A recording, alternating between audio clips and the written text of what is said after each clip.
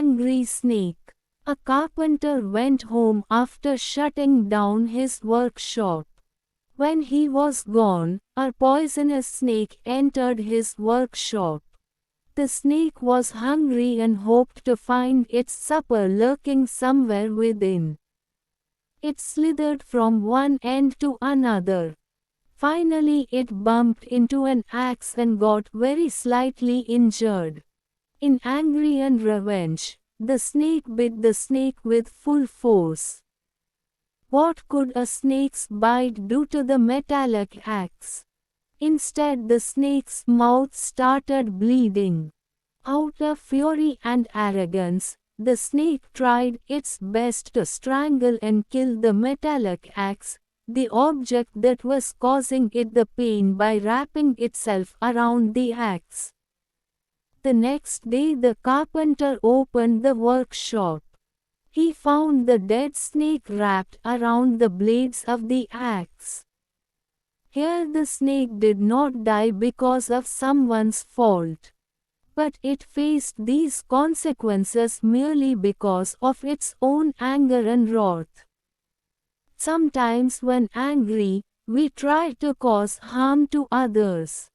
But as time passes by, we realize that we caused more harm to ourselves. It is not necessary that we react to everything. Step back and ask ourselves if the matter is really worth responding to. Bad temper. There once was a little boy who had a bad temper. His father gave him a bag of nails and told him that every time he lost his temper, he must hammer a nail into the back of the fence. The first day, the boy had driven 37 nails into the fence. Over the next few weeks, as he learned to control his anger, the number of nails hammered daily gradually dwindled down. He discovered it was easier to hold his temper than to drive those nails into the fence. Finally, the day came when the boy didn't lose his temper at all. He told his father about it, and the father suggested that the boy now pull out one nail for each day that he was able to hold his temper. The days passed and the boy was finally able to tell his father that all the nails were gone. The father took his son by the hand and led him to the fence. He said, "You have done well, my son, but look at the holes in the fence. The fence will never be the same. When you say things in anger, they leave a scar just like this one. You can put a knife in a man and draw it out. It won't matter how many times you say I am sorry. The wound is still there. Infinity case. There are some things money can't buy. What's more valuable than money to you? I worked 2 jobs, was raising my 6-year-old alone, and each week worried if I would make ends meet. In the evening, my son and I would spend a little time together, but he felt my stress even though I tried to hide it from him. One night we were sitting together and I was reading him a story. The story was about a family who had everything: a new car, beautiful home. It was so far from what we knew, it felt like make-believe. Tears came to my eyes and I turned away from my son. I didn't want him to see me like this. My young, but very wise little boy seemed to read my mind and said, "Mommy, don't cry. This family may have a lot of things, but you know we are rich too." I looked at him, not quite understanding what he meant.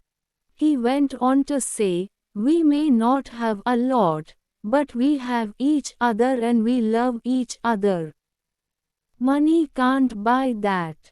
I smiled and said, let me give you an infinity kiss. I kissed his cheek for a long time.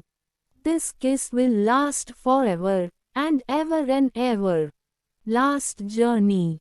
The cab driver picked up his passenger in the dead of the night. An elderly woman stood outside the building with a suitcase.